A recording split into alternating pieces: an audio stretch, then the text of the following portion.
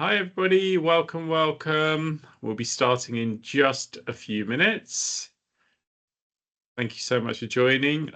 If you're already here, if you could just drop in the chat who you are and where you're from in the world, just to get a sense of how far and wide our spread is today. Thank you so much for joining early. We'll be starting in just a few minutes.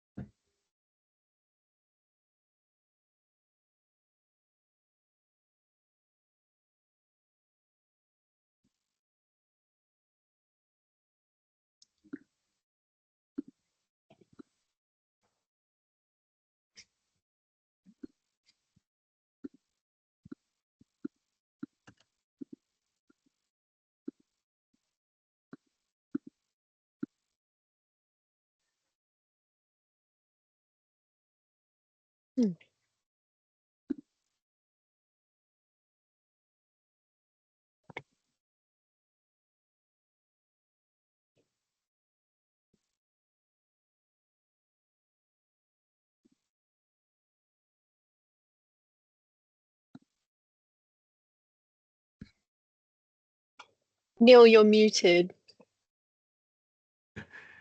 That's why you're here, Leah. Thank you.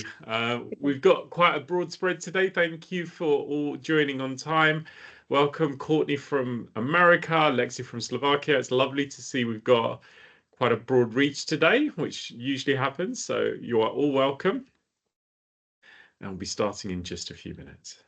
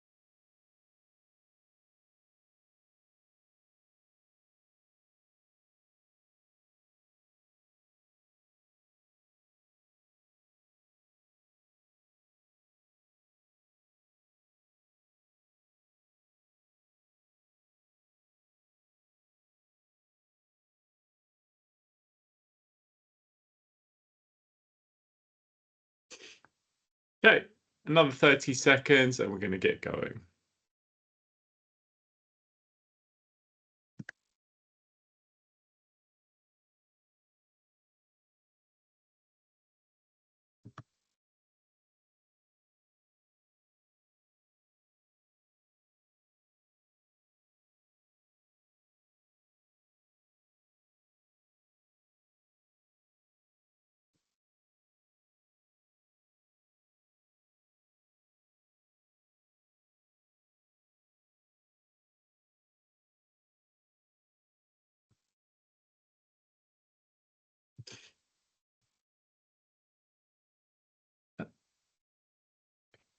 Amy, is your camera working? Are you good to go? Yeah. We can't see you. No? No, can't see you yet. Oh, my camera's. I can see me. My camera's on. What is it? Just a black? Me? I've just got a black box. Leah? I've just got a it's just a box. It doesn't show your it doesn't show your initials either. Oh. Look at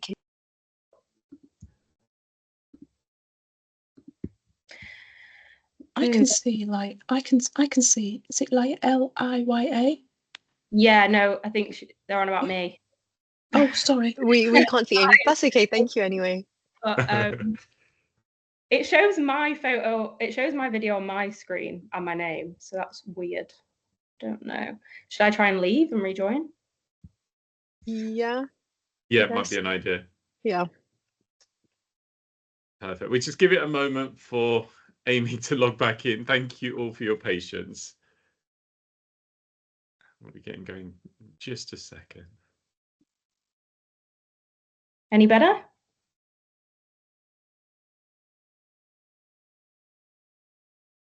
No.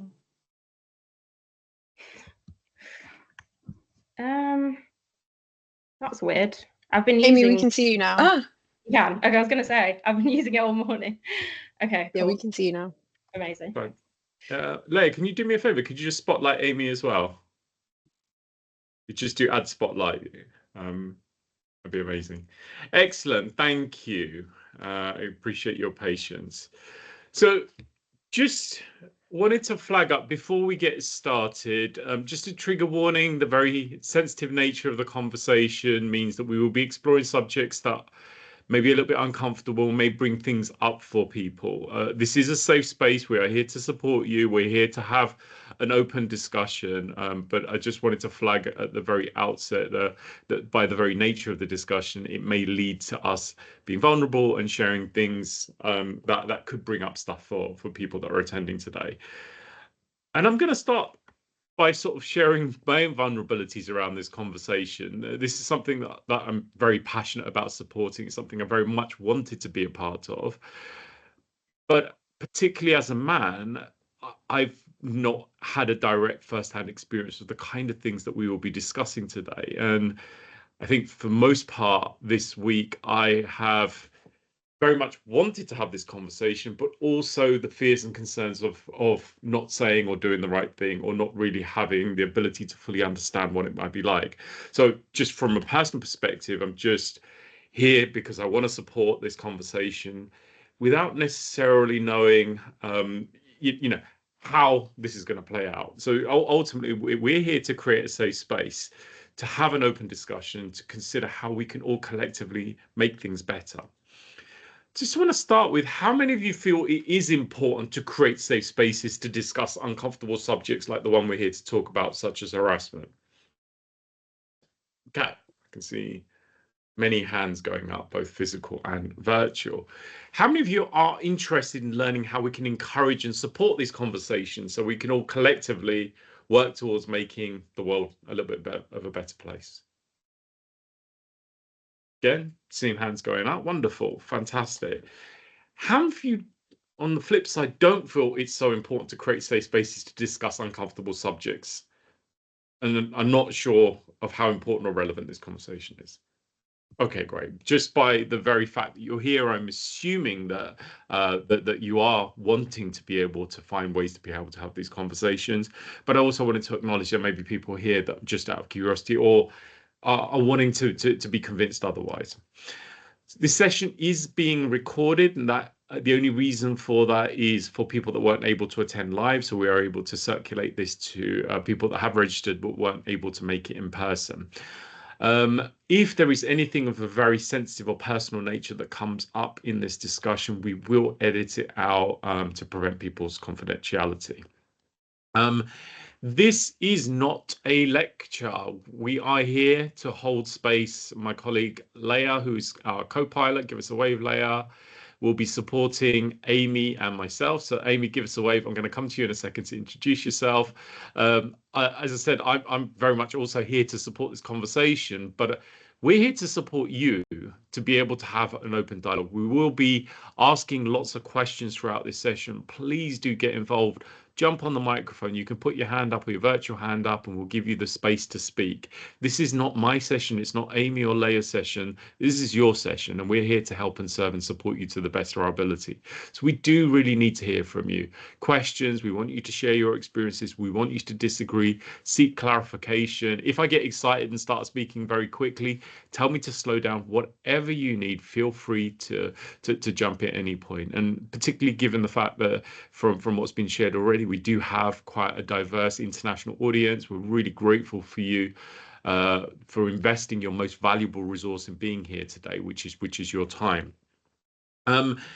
Just a couple of ground rules just to ensure that we do have a safe space to have this conversation. We have a tiny amount of time. We have, now just under an hour to have this conversation. So make the most of this time. Do your best to be fully present. Limit any other distraction. Turn your phones and iPads and other screens off, or put them on silent so you can be fully present to this conversation. Participate. What you put in will determine what you take out. There is no right, no wrong. This is an opportunity for us to have open conversations and to understand each other, even if we disagree. That's okay, as long as we can kind of hear each other's perspectives and try and understand each other. I'm going to encourage you to be fully present, have an open mind, even if there are things that are shared here today that you don't have a direct experience or understanding of. To be, as Chelsea just said, being non-judgmental and kind, absolutely. Using I statements rather than speaking on behalf of others, in my opinion, I think that. So you're taking ownership of any statements that you're making here, being open, honest, and respectful. Confidentiality, so what we discuss and share in this room stays safe here in this room. Other than anything that Amy, Leah, myself, or Anise share, you have our full permission to share that with anyone that's willing to listen. But each other's stories and personal experiences don't get shared outside of this space. And the only the only other caveat to that is for safeguarding reasons. If someone mentions anything in this session that impacts your safety or the safety of others from a duty of care perspective, that's the only time that the rules of confidentiality be broken. Are we all happy to agree to the ground rules? We just want to ensure there's some parameters wrapped around this conversation to make it safe and accessible for everybody. If anyone has anything you'd like to add, change, remove from the ground rules, feel free to jump in on the chat or to let us know. Thank you. So I'll start by introducing myself. Many of you may know me already if you've attended our webinars before. My name is Neil Shah. I run an international non-profit called the Stress Management Society, which I set up in 2003 off the back of a first-hand experience of my mental health, which led to me having a breakdown, and the depths of which I got to the point where I didn't want to be here anymore, and I actually took action against that. Thankfully, I failed, but it ended up being one of the most powerful experiences of my life because it led me to set up this organization. And at the last count, we've reached more than 100 million people with our various different campaigns, programs, and projects that we've been involved with. We also run a research and consultancy organization called International Wellbeing Insights, through which we do a number of different corporate programs. And essentially, at its core, our vision is to create a happier, healthier, more resilient world. And in that quest, we come across many subjects and many areas where societally we do need to take action. And meeting Amy some time ago when she was in a different role was a really amazing meeting of minds. I really enjoyed working with her on a project which was very much around health and well-being. And when she set up her own initiative, it was kind of a natural progression for us to collaborate, given what she stands for is also to make things better, to leave the world better than she found it. So Amy, over to you. Would you like to introduce yourself and tell everyone who you are? Yeah, thank you. So my name's Amy, as Neil said, and yeah, I own a social enterprise called HASSL. I founded it the end of October 2024, so we're still very new, but we have grown very quickly, and essentially we're all about tackling harassment at the root rather than giving women more safety tools, more self-defense tips, things like that. It's essentially all about tackling it at the root instead, and that is through changing the way that public spaces are designed, through tackling male violence, which is a significant challenge for us. It is through tackling systemic sexism, misogyny, kind of the the consequence of the patriarchy, essentially, and barriers to reporting. So kind of all the things that stand in the way of, after incidents happening, that people don't actually go on to report, and therefore the kind of scale of this just continues because we kind of feel that would be a barrier to hopefully slowing it down, if not removing it altogether. So that is what HASSL is, and as I say, we've been going just 7 months now, so we're pretty new, but we already have almost 2,000 volunteers, which I know a lot of, or some of you are here today, which is amazing, so thank you. And we have a reach at the moment on socials of almost 450,000 now, I think, and definitely over 400,000 followers. So we are basically working on a 5-stage plan, which is a combination of tech, tools, and training to tackle all the issues that I mentioned that we feel are the root causes of harassment, essentially. So that's my little intro for you. Thank you, Amy. And I just want to remind everyone, this isn't a men versus women issue. This is everyone that stands for change and to create a positive society for all of us and for future generations against those that may not see it that way. And this is really where there's an opportunity for us to come together to consider the challenges we face in our society and to be able to take action and do something about it. As a society, we generally tend to take action against the things that we speak about. I know this firsthand from being a professional in the mental health space for 22 years, that is one of the biggest issues that affects modern society, yet it's one of the most uncomfortable things to talk about. Mental health is right up there with sex and money in terms of the three most uncomfortable subjects for a human being to talk about. And even though we've arrived at a point where suicide is the main cause of death for a man under the age of 50 and for a 10 to 19-year-old in Western society, it's still one of the things that we're not doing anywhere near enough about. And this is another one of those subjects that, because we're so uncomfortable talking about it, we aren't taking the action that's required to create positive change. And this is really where, for every one of you that's here, male, female, or other, that's contributing to this dialogue, that we welcome you. And as I said, it's an open space for us to have this conversation and explore something that we don't generally do on a day-to-day basis. Amy, can I just kind of get a sense from you? What was your motivation? What sparked the desire to set up HASSL? I think so my background is social impact and entrepreneurship in various forms. And I kind of always knew that I've been, as Neil said, I think we got on very well because we were quite similarly passionate about a lot of different social issues and things. And that's what I've always wanted to do. And then I went to university to do entrepreneurship, and that was where I found kind of social enterprise, which is essentially kind of a hybrid between a business and a charity. And in my opinion, kind of the best of both worlds, where you're not limited in ways that charities tend to be in terms of fundraising and things like that. And you're also not putting the profits into people's pockets. They're going back into hopefully things that make the world better. So that was kind of when I found out about social enterprise, I was like, that is what I'm going to do.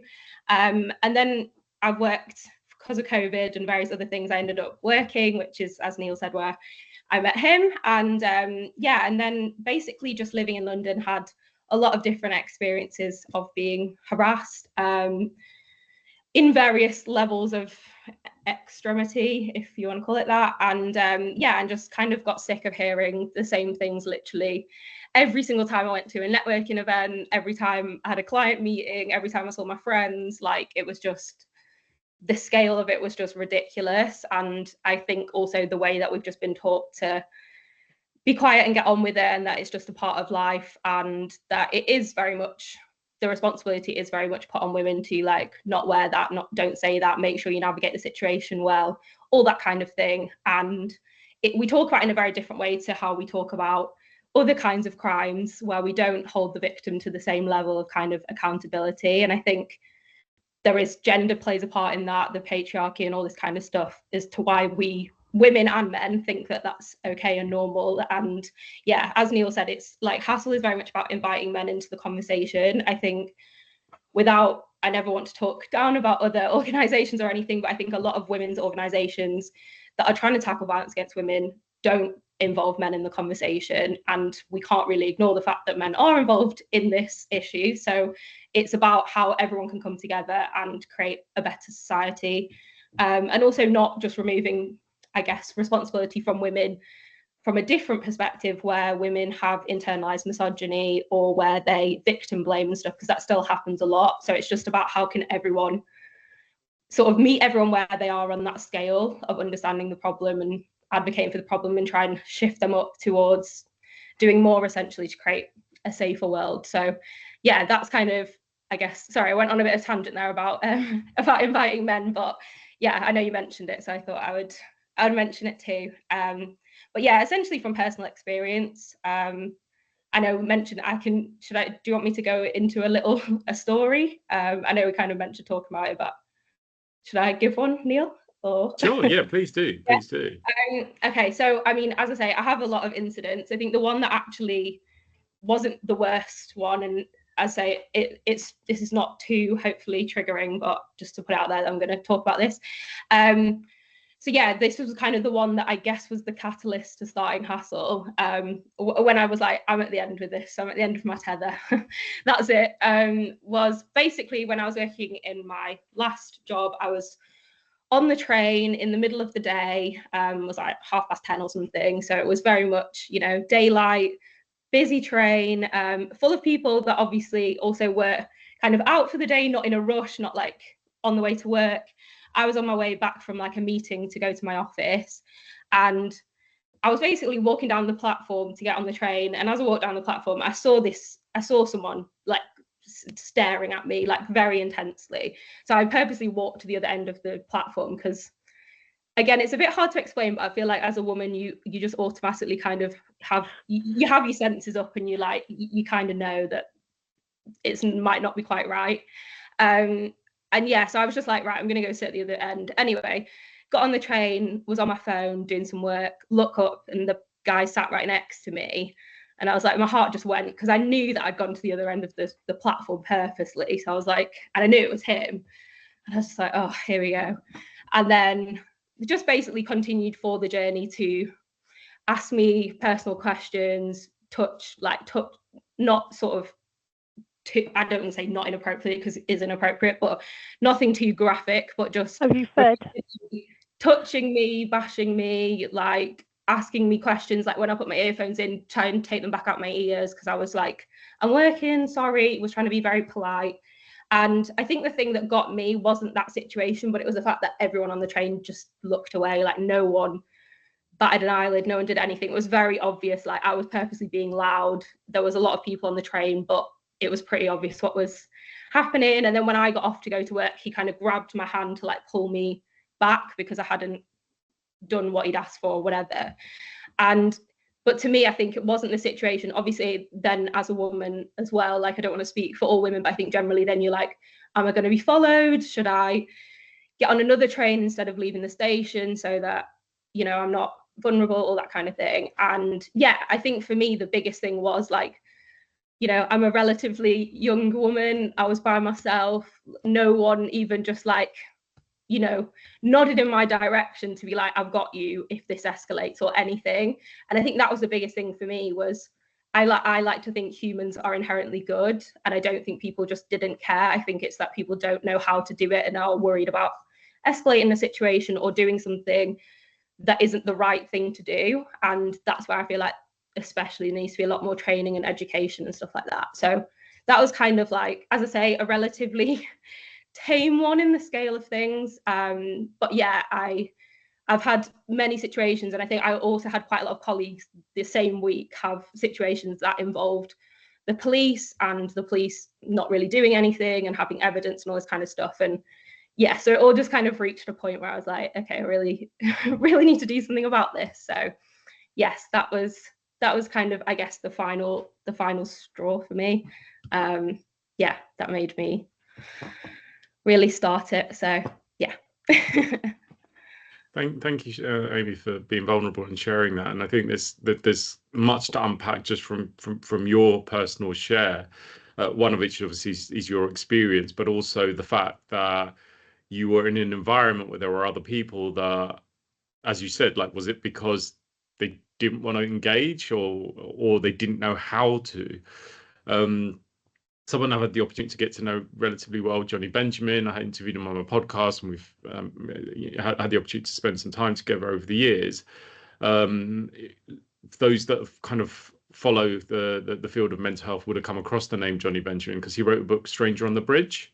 And cut a long story short, essentially he'd got to the point where he was done with this life, and he went to Waterloo Bridge, 9 o'clock on a morning. I can't remember if it was a Monday, but it was like a busy weekday, and he was standing on the bridge ready to jump off, and a couple of hundred people just walked past. Like, there's someone there clearly in a place of distress where they're ready to end their own life, yet we have got to the point where either we're so uncomfortable or we're so kind of focused on what we've got to do that we just don't engage in the things that are happening around us. And it's tragic to think that there are people around us that could be struggling or suffering, and we've arrived at a point where societies or communities are so degraded that we don't even engage. Last year, London won an award of being the loneliest city on the planet. There's 9 million of us, 9 million people that live in London. Yeah, many people are feeling disconnected and isolated. It's because is it we don't know how to, or we don't have the time, the capacity, or the ability to care about what's happening around us. And I think that's definitely something for us to explore. I think before we get to the how do we make things better, I think there's some questions here to bring everybody that's taken the time to attend today's session in is, what from your perspective, from your experience, obviously Amy's and been very vulnerable at sharing her experiences. What are the forms of harassment that you've witnessed, experienced, observed around you? In any shape or form. Obviously, it could be as a woman from a man. It could be, racial. It could be gender. It could be whatever. But let's kind of get a sense of what is the issue and the scale of the issue. And if any of you feel comfortable jumping onto the mic, it would be really good to hear some of your stories, because just to get a sense of what is it we're here talking about. As I said, we've got some examples here, but I'd love to hear some more. Anyone comfortable sharing sort of what are your observed or experiences around harassment? And just while we're waiting to see if anyone's comfortable jumping onto camera, Leah, would you bring some of the chat comments in, please? Yep. So someone said wolf whistling, verbal or threats of violence. Someone else said intimidation, stalking, physical space, blocking, etc. I saw that someone lives as trans being backed into I think it's meant to be into a corner by some young people the other day, showing inappropriate images or messages. Women getting unwanted attention from men, including touching, gaslighting, again, unwanted touching. So I think a lot of it is kind of those underlying things as well, like small little things, like for example, gaslighting as well, exclusion, intimidation, and threats, not taking no for an answer, forcing a hug, microaggressions. Thank you. Has anyone got any experiences or stories that you'd like to share? It's an invitation for anyone that would like to come onto the microphone to talk about your experiences. I think the better we understand kind of the challenge we're facing, the easier it is for us to be able to take appropriate action to do something about it. So it'd be lovely to hear from you. Chelsea, go for it. I thought I'd share a time that, and it seems to always happen on trains. I don't know why. But I was travelling back from a show with my mother, my aunt, and my sister and my cousin, and a gentleman came onto the train and sat in front of all of us and exposed himself to all of us. Wow. Yeah, he thought he was doing it quite not with so much. He thought he wasn't being obvious about it, but we all sort of just kind of looked at each other, got up, walked away, and then he followed us, sat down again in front of us, still exposed. When we got off the train, we then just reported it straight away to the police. It was quite a quiet train anyway, and we reported to the police straight away when we saw some police officers that were on the platform. I don't know obviously what happened after that point, but yeah, that was very intimidating, quite scary, and just a horrific event, really. So yeah, that happened to us. And Chelsea, I think that there's an opportunity for us to kind of move on to the next part of our discussion. Is what is the impact of that? Obviously, that's what happened.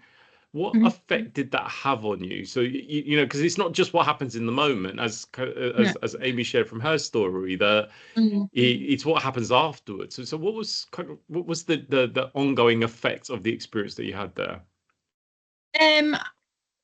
I travelled on the train a lot for work, and it meant that at least for a couple of days, maybe a week, that I wanted to work from home. a little bit more. I didn't want to step back on a train just in case something like that happened again.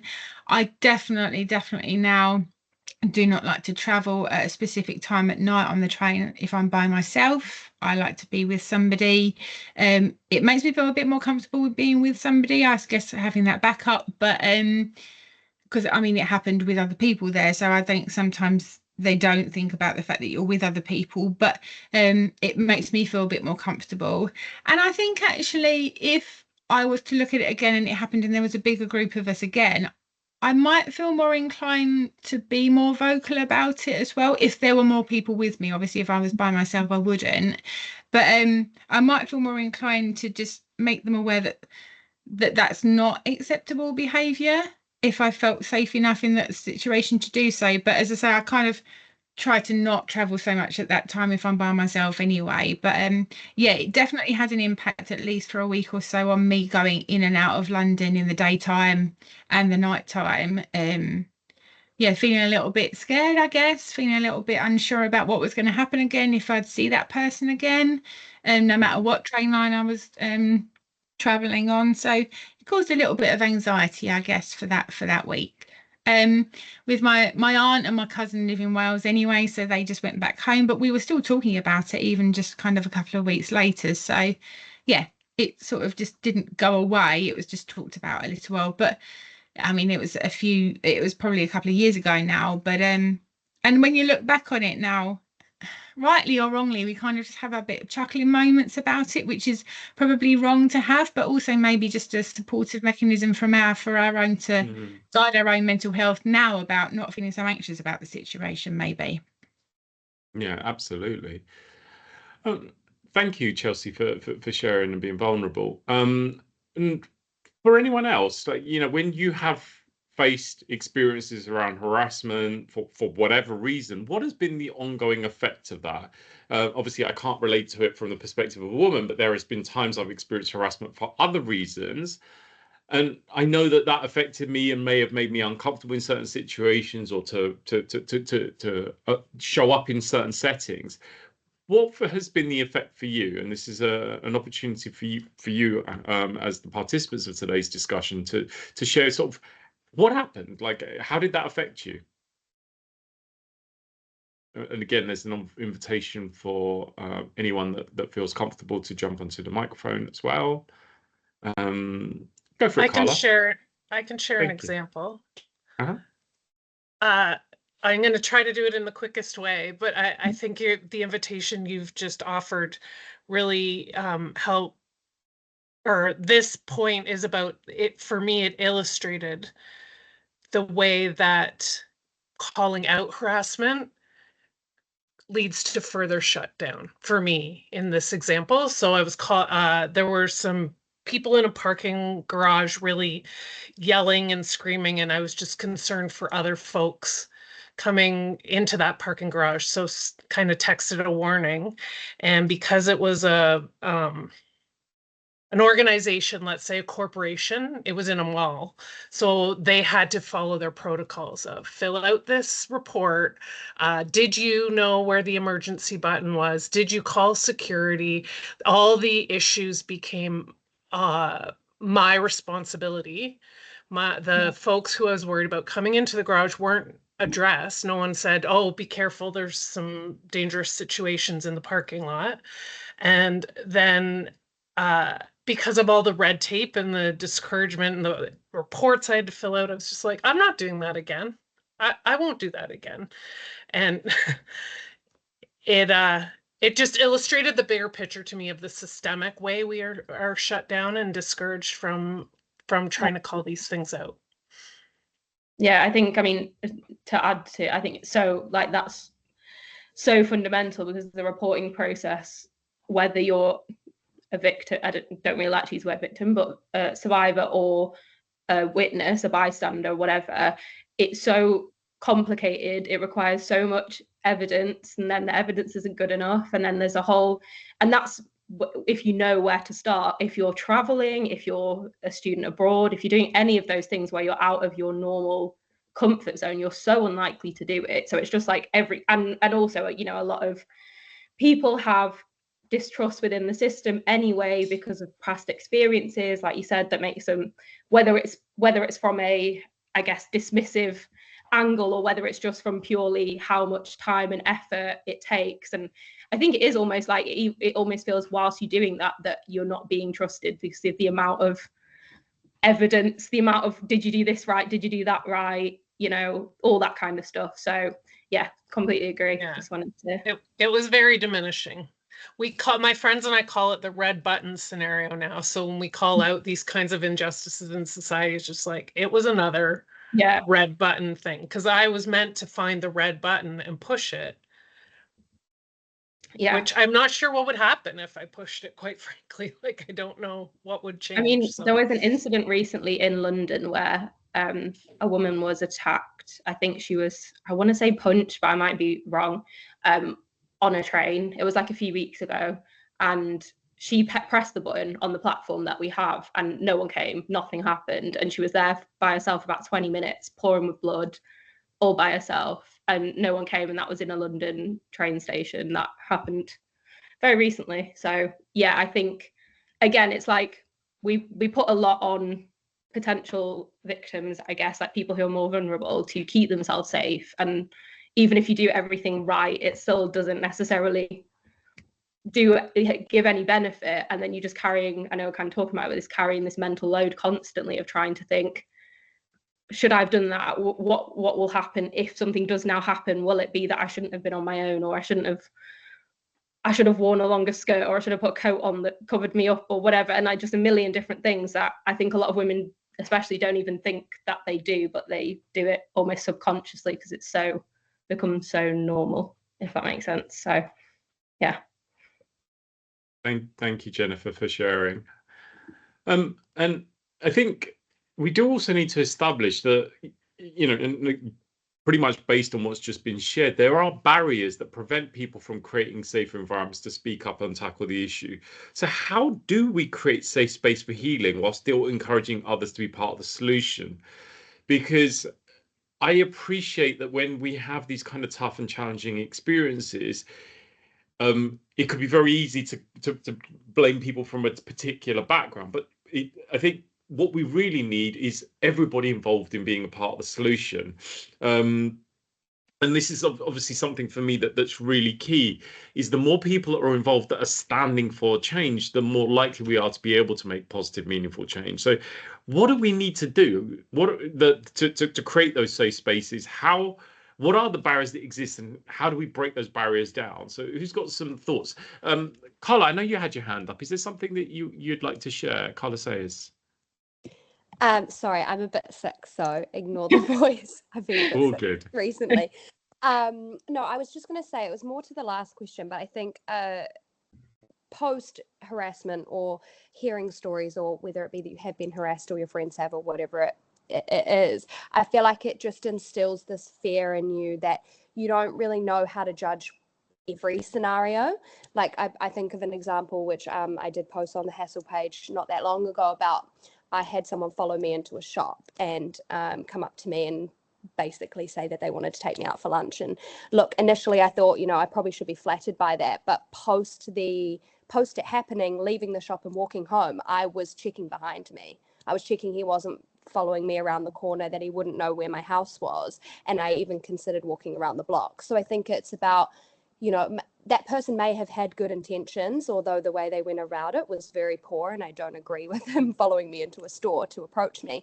I think whether it be that it was good intentions, the aftermath of that as a woman walking away, the fear that you feel because of other things that may have happened in your past, you do just kind of second guess every scenario, and you don't know whether they had good intentions or bad. So you do just, I guess, take all precautions. Yeah, I hear you. And Amy, what's your thoughts on this? What are the barriers that are preventing us from being able to create positive change? Obviously, I know I very much appreciate that's what HASSL stands for, but what are the issues that we're trying to break down here? Yeah, so I mean, as I said kind of at the beginning, like there's 4 key areas that sort of HASSL is built on in terms of things that I believe need changing to get us to some kind of mass change in culture shift and system shift. And that is the sort of essentially design and thought around public space design. Again, this is all about shifting responsibility away from individuals and onto society. So one is how literally like public transport is designed and how all the things that they have in place and that they actually follow through with them, and that, you know, historically things are designed based on men as default and even male anatomy and things like that. So it's, you know, and this is partly what we're doing, is working with public transport and things like this to create safer spaces rather than expecting the individual to make themselves safer somehow. The second thing is a lack of awareness in general is such a big thing. I think generally, like, again, not to like stereotype, but when it comes to this form of harassment, it is typically men against typically women as the victims and perpetrators. Not always, but that's where a lot of it, you know, stems from when we talk about patriarchy and stuff.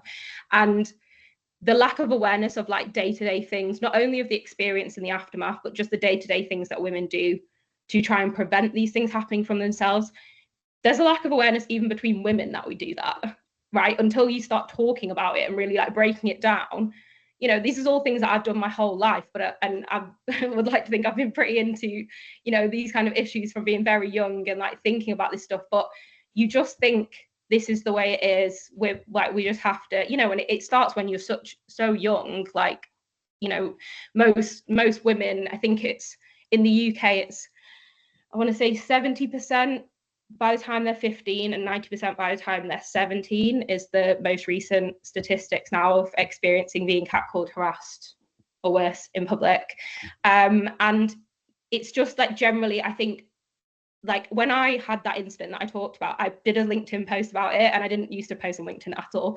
The amount of men afterwards who worked in the same place as me, who came over to me and was like, I just did not realize this was a thing, like this happened like this. And I was like, if you don't even know the half of it, if that's what's kind of in the nicest possible way, like if that's the thing that, you know, and a lot of them said to me, I've got daughters, or I'm really, is this what world they're going to be? And I'm like, I mean, yeah, unfortunately, like this is not rare. This happens all the time. And I think just generally a lack of awareness, you know, as I say, not just from men, but from women themselves at realizing, you know, a lot of women say, oh, well, this is just what happens. Or some women say, oh, it's a compliment, like Carla was saying.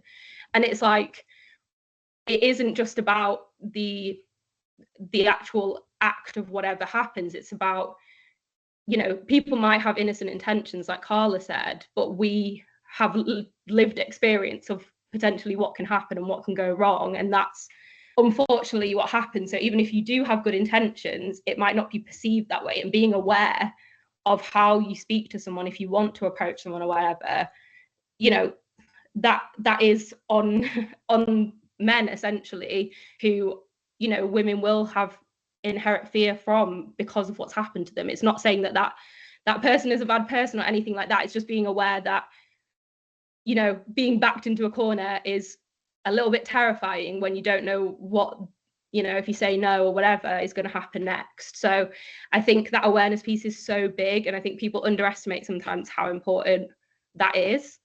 The third thing is, again, just a nice big one, but essentially just dismantling all the systemic sexism, misogyny that we live with every single day.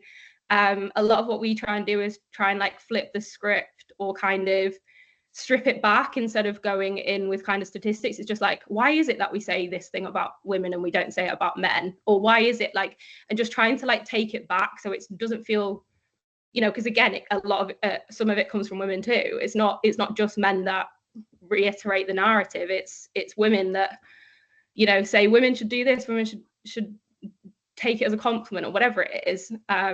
So that's a really big part, and that's where, you know, for me, the education thing is so important. And we have bystander intervention training for workplaces, but we build in this systemic sexism, misogyny piece into it because it's so important to revisit why is it that girls wearing skirts asking for it and boys walking around with the tops off are just existing, because we don't see that in a sexualized way. But, you know, if anything, they've got less clothes on. So it's like, well, why is it we think this way? And it's just kind of trying to break all of those things down.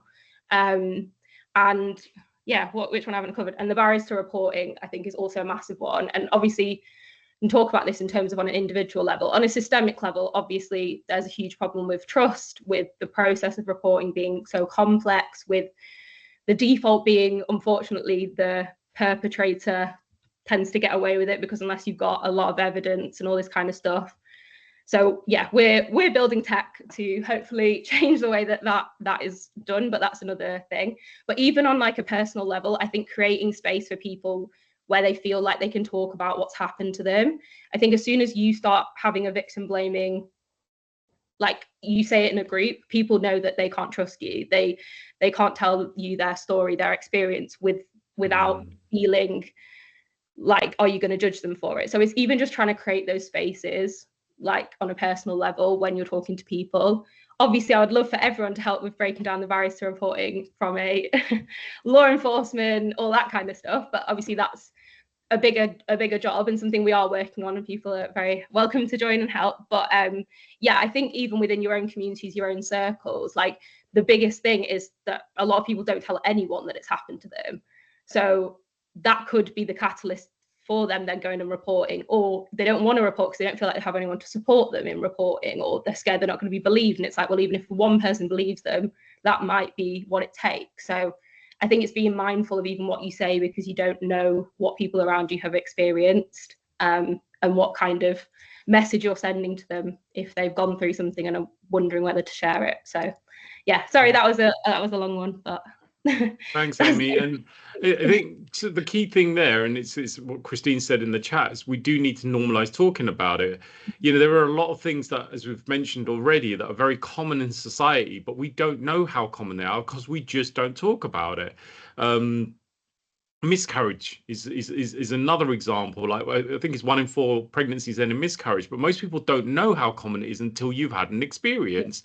And if we did, then how could we get better at supporting each other when we have kind of challenging and tough experiences?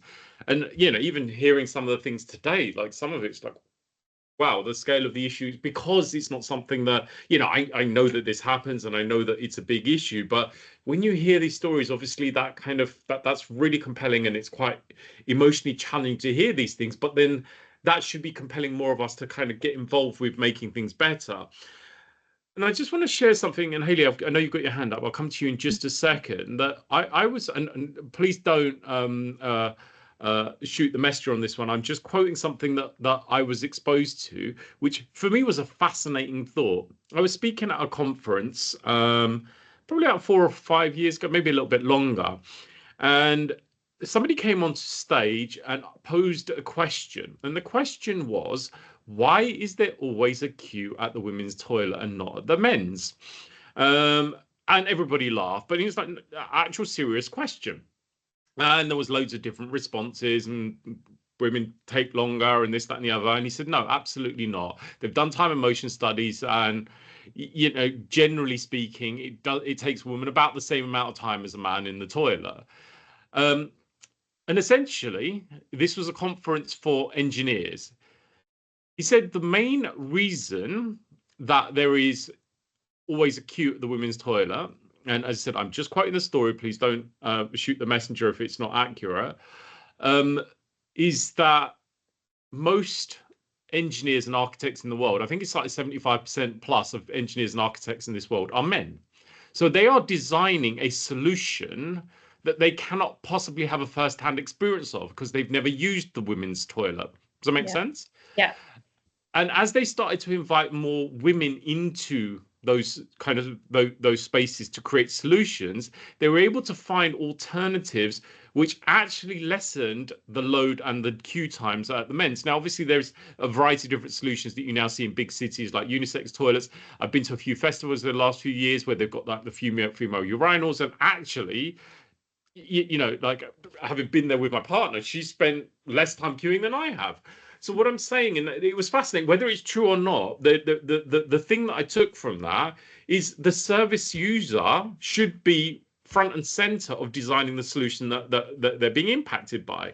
And you mentioned that in terms of public transportation, in terms of common spaces, in terms of kind of, you know, if you've got people that understand the experience, that have first-hand experience, they can be contributing to creating solutions in a way that someone that doesn't have that first-hand experience can't. And I think that that's a really, really fascinating point. Hayley, go for it. Can you hear me? Yeah, loud and clear. Yeah, cool. Just on the conversation of barriers, I think one thing that's always stands out to me is allies feeling unsure or scared of doing the wrong thing. Yeah. And in the work that I do, a lot of the work I do in the D&I space is focused on building ally networks and encouraging people just to feel empowered to step up, even if they completely cock it up and do the wrong thing. It's better to do it wrong with good intentions than leave somebody completely struggling, feeling isolated, feeling alone. And I think when we talk about harassment, we know that there are a lot of men and people of other genders who are allies, but I think they also have fear that if they step in, they might be seeing themselves as predatory in some way, or, you know, they don't want to give the wrong impression, put their foot in it, do something that will make somebody who's potentially a victim even more uncomfortable. But I know from my personal experience that every situation I've been in where I've been being harassed, it's always been a woman who has stepped in. And I think that is because women naturally build communities and networks through, you know, sharing experiences, being vulnerable with each other, all the things that you are quite rightly saying we all need to do more of as a society. And I think if allies, and particularly male allies when we're talking about harassment, can build those networks and those communities better, I think they'll feel more empowered to contribute to this topic. Because as much as women can share experiences, and, you know, people who've been harassed in any capacity or subject to discrimination can share experiences, there's also still a burden on the oppressed group when that's the case. Absolutely.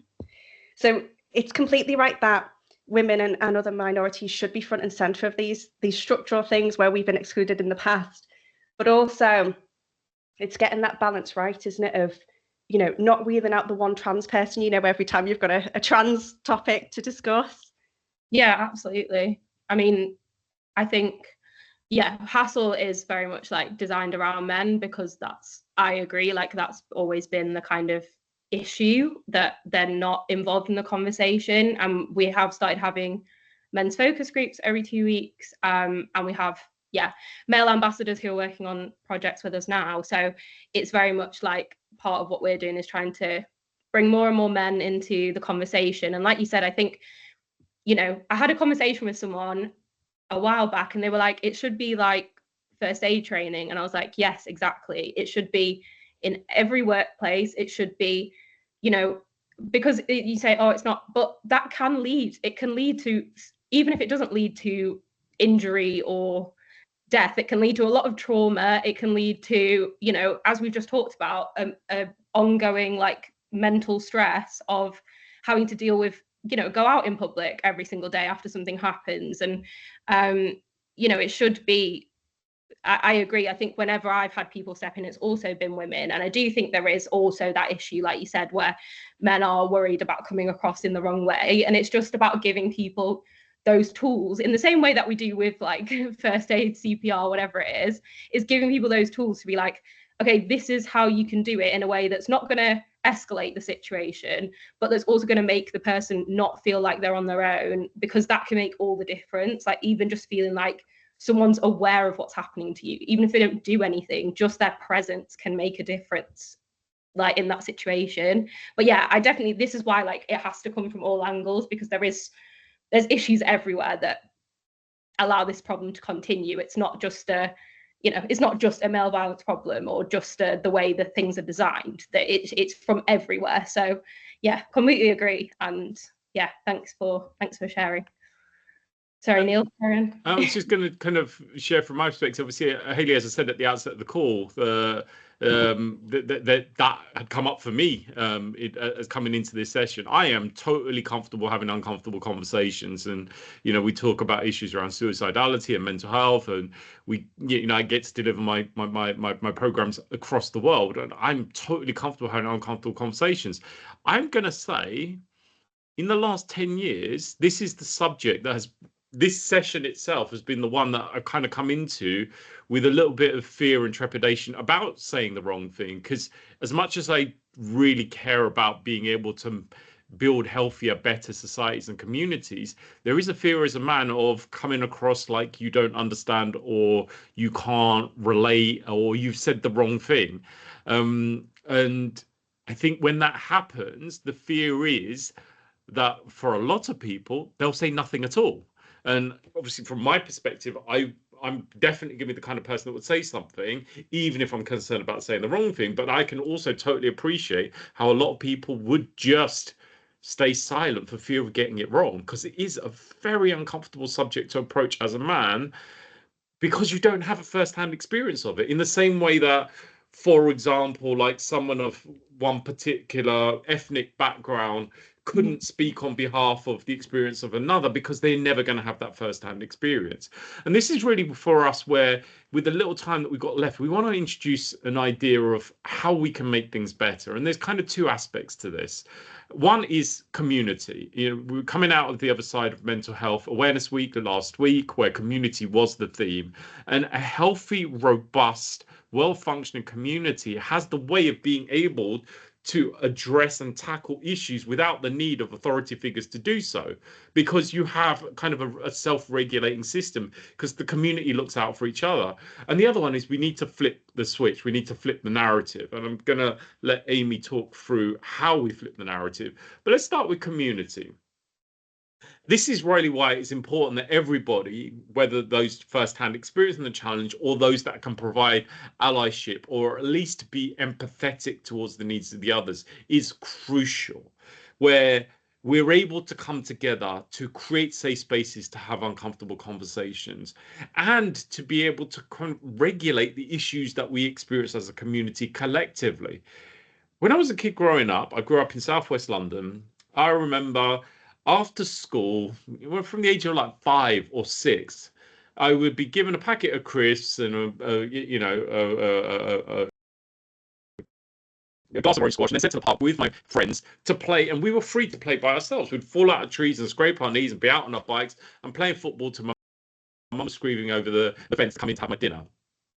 There was a park keeper in the park, and he had a dog called Chip, and they basically were the responsible adults.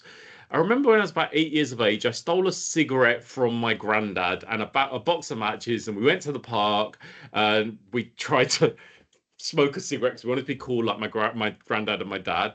And the park keeper caught us, literally grabbed us by the ear, probably gave us a slap round the bum, and dragged us home to our parents, who then had a go at us and took the side of the park keeper. That wouldn't happen today. That couldn't happen today. A park keeper would get arrested for laying his hands on a minor. There wasn't that, there isn't that sense of community today. I'm not saying it's good or bad, or it's right or wrong, but what I'm saying is that there was that sense where people looked out for each other. They knew each other. It is very much less so today. Very rarely do parents let children out of their sight. And what I'm saying is that when you've got that kind of sense of community where we are together and we look out for each other, that means that people are more likely to step up or step in when things are happening that are not appropriate or suitable. And I think that this, exactly as Haley said, that where this starts for me is healing that sense of community, where that community is your neighborhood, the people that you live around, your workplace, your family, your societies, and where we can get to the point of a healthy community, we start to address and eradicate some of these challenges. And that's one of the things that I wanted to drop in, is how can we pick up on some of the things that we have started to bring to the table by way of discussions around community. And Leah has got a really great a white paper which we can share around community, which was written for Mental Health Awareness Week. But The other part of this is let's flip the script, and I'm going to let Amy lead us through how we flip the script. Yeah, so I think it's obviously really helpful to have some of these frameworks, and these are the kind of things that we're actually building into online education resources that are going to be free for everyone to use, whether it's on bystander intervention or whether it's on challenging, as we say, like misogyny, I guess the norms that the patriarchy is creating, things like that. So yeah, the first one, the F, is face the facts. So essentially acknowledge that there is bias in the world. I think it's really important, and it's easy to get, you know, defensive sometimes if you are in theory the oppressor in the situation. Like, we'll take racism, because I am white and I have to acknowledge that I benefit from white privilege. It doesn't mean that my life is perfect. It doesn't mean that I don't suffer in other ways. It means that generally the system was built to benefit me. And I think that's really important to remember. So it isn't an attack on men. It isn't saying men don't have their own problems or issues. It's saying that generally, like Neil gave a great example, is things are built by men for men, and then women are inherently at a disadvantage. And this goes into all different parts. So I think it's really important to try not to, feel defensive about it, but just acknowledge the privilege. And again, it doesn't mean that you don't have disadvantages elsewhere. It's just recognizing where you do have privilege and the way the world is built for that, I guess. It's really, the L is for like listening and learning. I think it's really important from an education perspective to not only read, books and listen, join things like this and listen to podcasts and whatever it is around this, but also just to listen to, especially the women, if we're talking about this situation or this kind of thing, the women around you, and just listen to their stories. Like, it's very rare that people ever ask me, like, as much as I have great men in my life, and it's very rare that they ever ask me, or like when I say something happened, they go, oh, that's shit, or whatever. But it's very rare that they'll actually say, oh, how does that make you feel? Does this happen a lot? Like, what do you think in that situation and stuff? Because I think it's just humanizing the thing. I think we see so many statistics about this stuff happening, and it's really easy, like we know with statistics, for it to kind of just feel non-personal and like whatever, but it's individual people every single day. I think the UK is now 97% of women have been experienced harassment or assault, and it's like women have stories. Even just asking in the right way, to if they're comfortable sharing, I think you would be blown away potentially with how many people would want to share, as long as you're doing it from an understanding perspective. And I think that's the way that you can really understand what it's actually like to live with day to day, because I think even women, as I say, even women don't really realize what they're living with. It's become so built into our everyday that for a lot of women, they don't realize how not the same it is for men generally. And then when they have these conversations, they're like, oh yeah, of course I do that. Of course I, decide, do I have my earphones in so I look like I'm not interested, or not have my earphones in so that I can hear if someone's walking behind me, and all those little micro decisions that you make constantly. If you are going to intervene, the I is for intervene with integrity, try and be an active bystander. And that's essentially, there is a 5 Ds thing, which is direct, distract, delegate, delay, and document. You can Google that. It's 5 Ds, and it's quite a standard framework for how to intervene safely. But it's really important for the person who's experiencing the harassment in the situation to recognize that you're there. If you want to do things without escalating the situation, it can be good to just pretend you know the person who's being harassed, or ask a question, or even if you are in the situation yourself, trying to ask them, what did you just say? Especially with like the lower level things, if you want to call it that, like catcalling. I like to ask people to repeat it back, or ask them, what was that? Pretend you didn't hear, and then they often come, you know, if you're in a situation where it doesn't feel like that's going to escalate it, if it's kind of catcalling and stuff like that, they kind of quickly recognize maybe that wasn't okay all by themselves. So sometimes those things, again, you have to assess the situation, but those things can be good. But yeah, as a bystander, even if you can't do anything in that moment, if you can document what's happening, if you can write down as much information about the situation, the mode of transport you're on, the time, the date, whatever it is, the people involved, and report it. And even if failing all of that, even if you try to ask the person afterwards if they're okay, you know, especially if you're still in a public space, and just see if they're all right, like even that on its own can make the difference between someone then walking home and feeling so unsafe. We recently attended an event talking about this on public transport, and a girl was speaking and said that actually one of the guards from the train that she was on had finished her shift at the same time as her incident happened, and actually went all the way home with her. And I'm not saying that everyone can do that and stuff, but she said like otherwise she didn't know how she was going to get home because she was so terrified. So little things can make a big difference. Yeah, and then the last one is promote accountability. So not just for others, but even for yourself. Like, why do I say those things? You know, when you said something about women or about men, think, why would it be okay if I said that the other way around? Or is that true? Is that fact? Or is that just you know, say like women are bad drivers or whatever, for example, is, you know, statistically actually false in terms of the amount of incidents that happen and things like that. So it's just trying to call out any behavior. And again, it doesn't have to be in a way that is confrontational, because that doesn't necessarily help.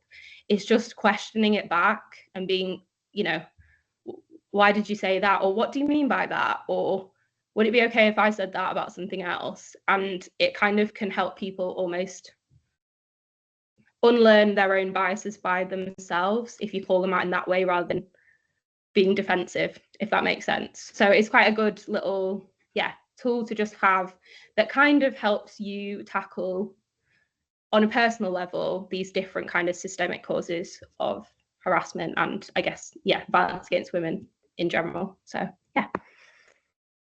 Thank you, Amy. I totally appreciate we totally overshot the time that we had together, but basically in terms of taking action, the questions I leave you all with is, if you want to encourage open conversations on topics that matter, if you want to become better listeners, if you want to build a stronger community that aims to tackle to tackle the issues that matter, it's important that you consider, what action can you take? What can you do that is going to be a part of the solution? Because today for me wasn't just talking about the challenges we face, but how do we take action to build a better society, a better community? And what are you going to do to be a part of the solution? I think every one of us has a responsibility. It's great to see that there are many men that have attended today's session, and people from different backgrounds, from different societies, from different cultures around the world that are here. And you know, being able to contribute to the collective discussion hopefully will mean that we can learn and grow together. You can get involved by becoming a HASSL ambassador. Amy, do you want to quickly talk through how people could do that? And at least maybe if you could put a link into the chat.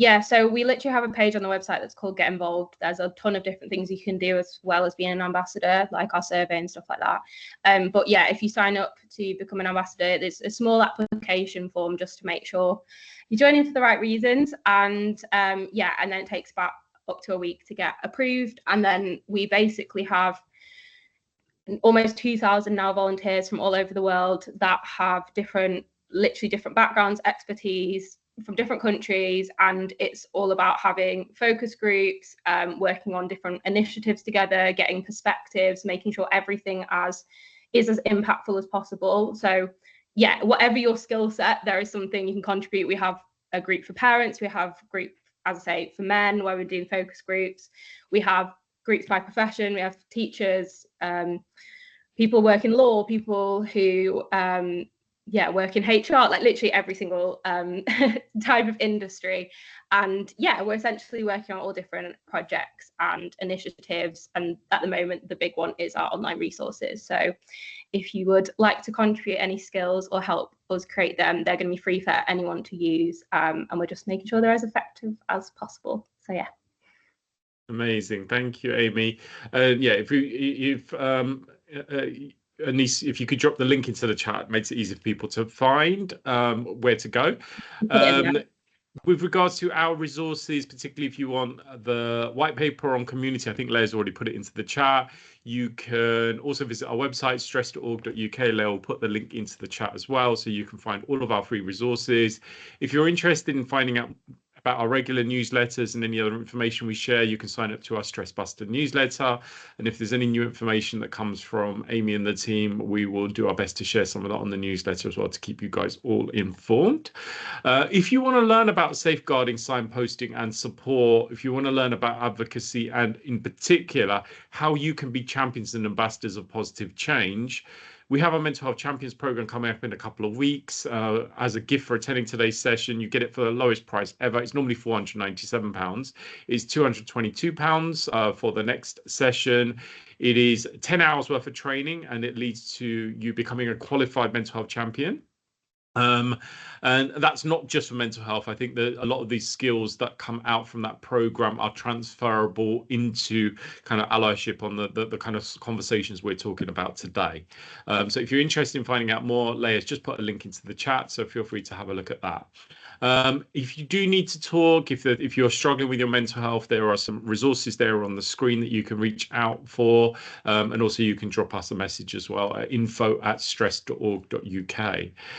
Our next public webinar will be Wellbeing in Full Bloom, and that will be happening on the 18th of June from 1 to 2 o'clock. If you sign up for our newsletter, you will be first to be told how to register for that. And just before we finish, if there are any final questions, comments, feedback, if there's anything else that you'd like to discuss or share, Amy and myself are happy to hang on for another few minutes to do so. But I appreciate we are already 8 minutes over and some of you may need to leave. But thank you so much for being here. This is how we create change, by coming together and having those uncomfortable conversations and deciding what action are we going to take? What are you going to do to be a part of the solution, to create the world that we all want to be a part of? Our vision has always been from the very beginning to create a happier, healthier, more resilient world. And we're so grateful to you participating in today's discussion to hopefully contribute towards achieving that. I'll leave the last word for you, Amy.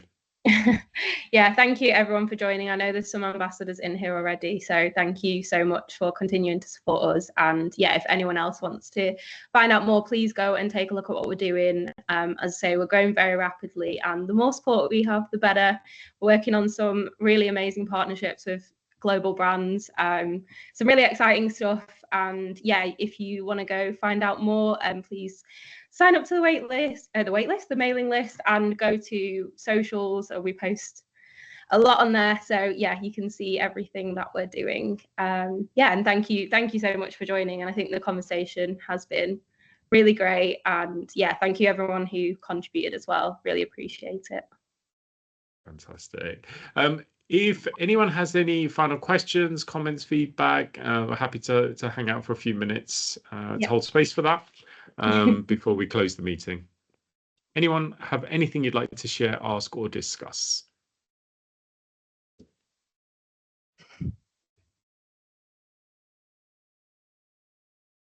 Oh, fantastic. We appreciate you being here and hope to see you at the next session.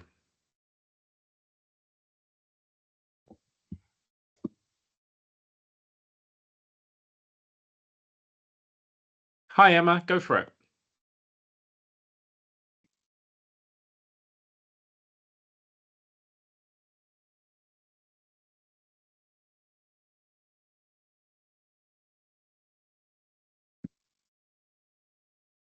Did you have a question, Emma?